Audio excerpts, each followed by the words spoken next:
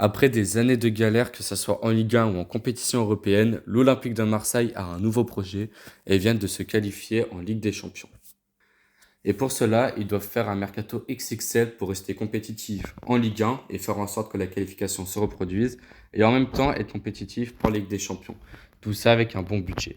C'est pour ça que nous, Zone Tactique, allons vous présenter notre mercato idéal de l'Olympique de Marseille. C'est parti. Pour commencer, je vais partir sur un 4-2-3-1, celui de Roberto De Zerbi, sachant que Longoria, son truc préféré, lui, c'est les prêts avec option d'achat. Donc mettez-vous ça en tête et on va commencer par les ventes. Il y aura énormément de ventes, en commençant par Ruben Blanco, 1 million d'euros, Mbemba et Luis Felipe pour 0 euros, Cornelius, 6 millions, Lirola, 2 millions, Quentin Merlin, 18 millions, Benasser en retour de prêt, Unai, 12 millions, Paul Lopez, 2 millions, Ismaël Koné, 10 millions. Et pour finir, Valentin Rongier, 15 millions, Amin Harit, 5 millions, Faris Moumbania, 1 million. Il n'a pas assez joué malheureusement, vu sa blessure. Et Neil Maupay, en fait, j'achète son option d'achat de 5 millions. Et vu qu'il a une bonne cote en première ligue, je le revends à 10 millions d'euros. Donc Neil Maupay pour 10 millions d'euros.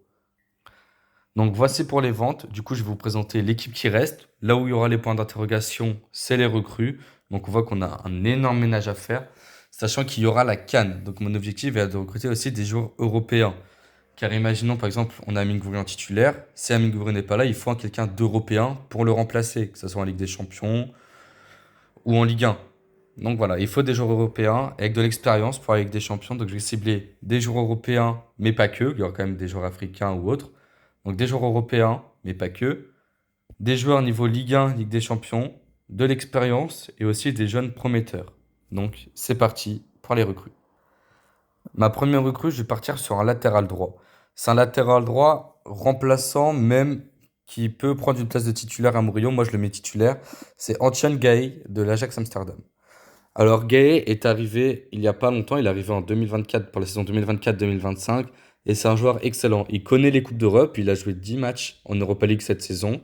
C'est un excellent latéral droit d'Eredivisie. Il est sur 3 buts, 5 passes D. Donc pour l'Eredivisie, c'est super. C'est un latéral droit. Il est danois, donc c'est parfait. Voir avec Højbjerg, la connexion. Je l'ai estimé à 8 millions d'euros. C'est un joueur qui coûte pas cher. Et des latérales droits qui coûtent pas cher à son poste, c'est très dur.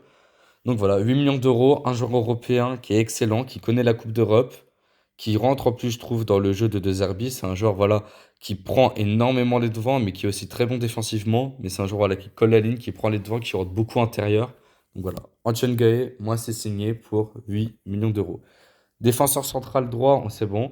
On a Balerdi et CJ Riley qui ont signé, donc c'est nickel. Je garde Kondogbia, défenseur central gauche, mais là, je vais faire une grosse recrue. Peut-être la recrue la plus chère. Alors, pas la plus chère de tout Marseille, mais une recrue très chère.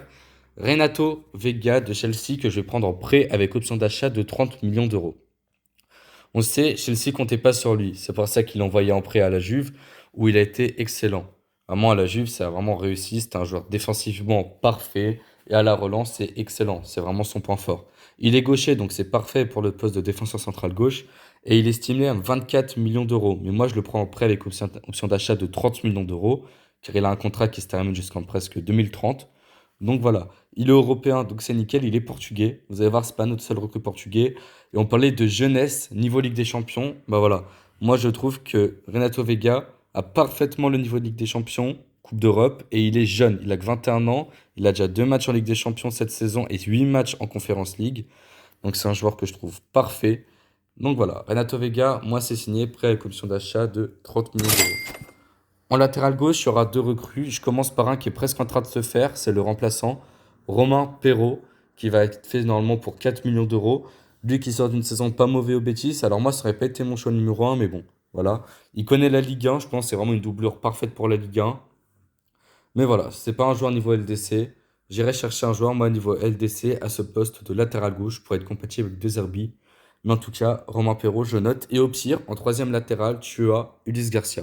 Car j'estime que tu veux prétendre être un grand club d'Europe.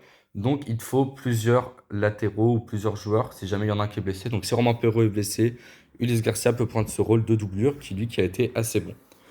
Mais voilà, c'est pas lui mon latéral gauche titulaire. Mon latéral gauche titulaire, je vais me rapatrier sur Rami Bensebaini du Borussia Dortmund. Voilà. C'est le seul joueur presque africain que j'ai recruté. Et oui, il me semble que c'est le seul. Il est algérien, c'est un latéral gauche. Et je le trouve excellent.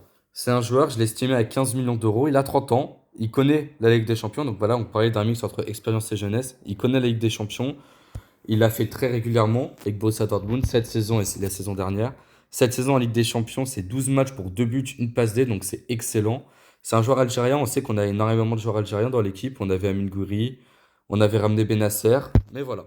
Moi, je trouve ça excellent, Rémi Ben Sebaini à ce poste. Moi, c'est une recrue que je trouve top, même idéale. On sait que Marseille sont vraiment sur lui, donc c'est réaliste. Regardez, je vous montre cette map. Pareil, c'est un joueur qui est très bon défensivement, qui rentre énormément vers l'intérieur. Et c'est un joueur aussi qui prend les devants, il n'a pas peur, il a de l'expérience. Donc Rami Ben Sebaini, c'est signé avec en doublure Romain Perraud.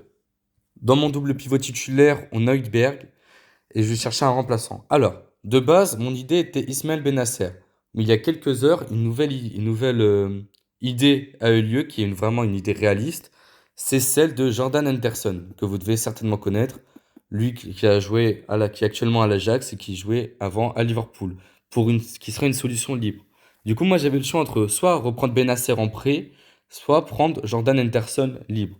Et ben j'ai fait le choix de prendre Jordan Henderson libre. Je me dis qu'on a déjà acheté à l'Ajax. Si on parle dans mon market idéal, on a déjà pris Gaë 8 millions. Donc voilà, on peut même le prendre 10 millions. Moi, on peut même peut-être le prendre 10 millions d'euros. Et du coup, Jordan Henderson vient libre et tout. On peut négocier ça, des petites magouilles. Mais voilà, Jordan Henderson libre, c'est un excellent milieu de terrain. Il viendrait, pourquoi pas, titulaire rotation. Il connaît parfaitement la Ligue des Champions, hein, que ce soit avec Liverpool, où il était vraiment maître de cette équipe, capitaine de l'équipe de Liverpool. Donc tu prends un capitaine d'un ancien gagnant de la Ligue des Champions. Moi, je trouve ça excellent. Il est anglais, donc européen. Ça serait parfait. Il a l'expérience avec des champions. Il peut être compétitif en championnat. Il était capitaine d'une équipe gagnante de Ligue des Champions. Il est libre, donc bon coup financier. À 35 ans, il pourrait apporter de la maturité. Pourquoi pas juste pour une saison. Mais voilà, Jordan Henderson libre, c'est mon joueur que je prends en rotation pour Højbjerg.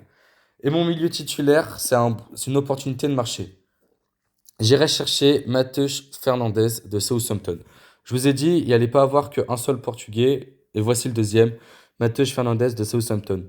On est sur un des meilleurs jeunes de Première Ligue selon moi. Il a seulement 20 ans, je l'estime à seulement 18 millions d'euros.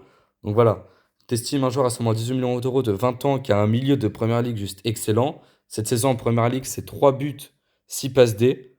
Donc c'est excellent. Pourquoi pas le faire débuter en Ligue des Champions à Marseille? En Ligue 1, ça serait une solution plus que solide, mais pourquoi pas devenir un des meilleurs milieux de Ligue 1. Pour moi, tu dois absolument te pencher là-dessus, sachant que c'est un joueur très polyvalent.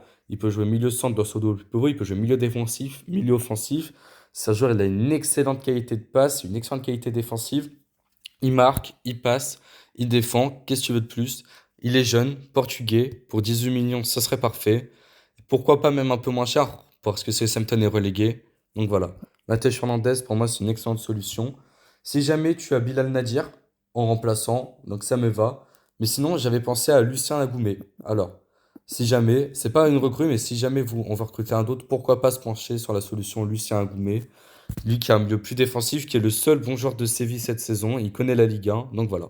Mais bon, j'ai décidé quand même de garder Bilal Nadir. Je lui fais confiance. On doit faire confiance à notre centre de formation. Donc j'ai confiance à Nadir. Même si jamais on a l'idée, Lucien Agoumé. Remplaçant de Mason Greenwood, j'ai hésité entre deux joueurs. Le premier, c'était Perrin, de Auxerre, Gaëtan Perrin. Mais je suis pas parti sur lui pour la simple et bonne raison que je voulais un joueur niveau LDC, en rotation de Greenwood, qui accepterait. Alors, voilà. Par contre, le questionnement sur mon joueur, je vous spoil tout de suite, c'est Dusan Tadic. Le joueur que je veux prendre en rotation, ça serait un joueur libre. Il a 36 ans, t'as l'impression, plus il vieillit, plus il est fort.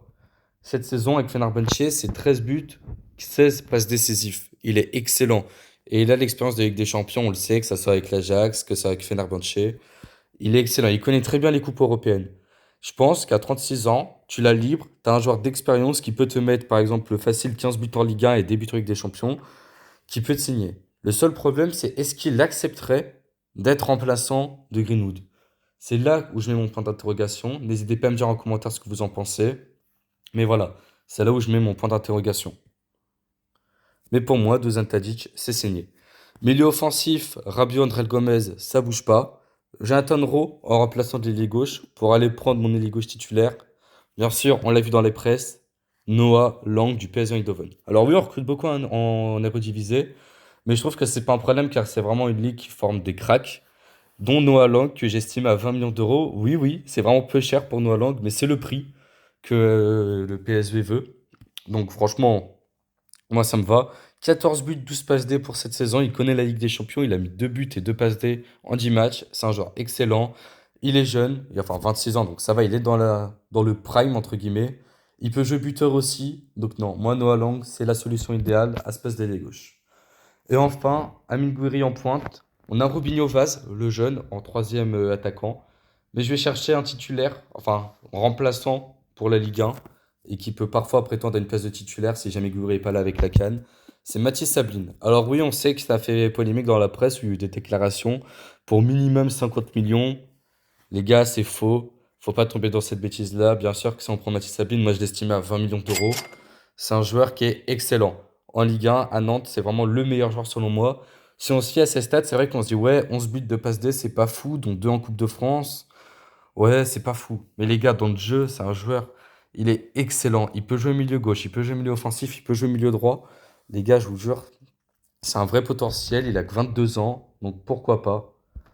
Voilà, moi c'est là où j'ai dépensé mon argent. 20 millions d'euros dans un genre de rotation, ça peut paraître cher, mais je pense que tu dois prétendre à ça. Tu dois montrer que tu as de l'argent et que tu dois faire ce genre de recrue. Donc Mathis Sabline en attaque pour remplaçant de Goury, c'est signé.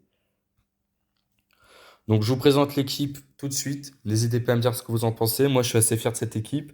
Mix entre expérience qui connaissent déjà un peu Ligue des Champions, le haut niveau, et de la jeunesse. Donc magnifique. Voilà, moi ça me va. Ils connaissent la jeunesse connaît la Ligue des Champions. Je pense à Renato Vega ou le haut niveau comme Matheus Fernandes ou Milan Lang. Moi ça me va cette équipe. On a lancé une chaîne Twitch, donc n'hésitez pas à aller nous rejoindre notre Twitch. On fera des lives pour faire des mercato idéal ensemble. Donc voilà, abonnez-vous sur YouTube, TikTok, notre serveur Discord. C'était Zone Tactique. Ciao ciao.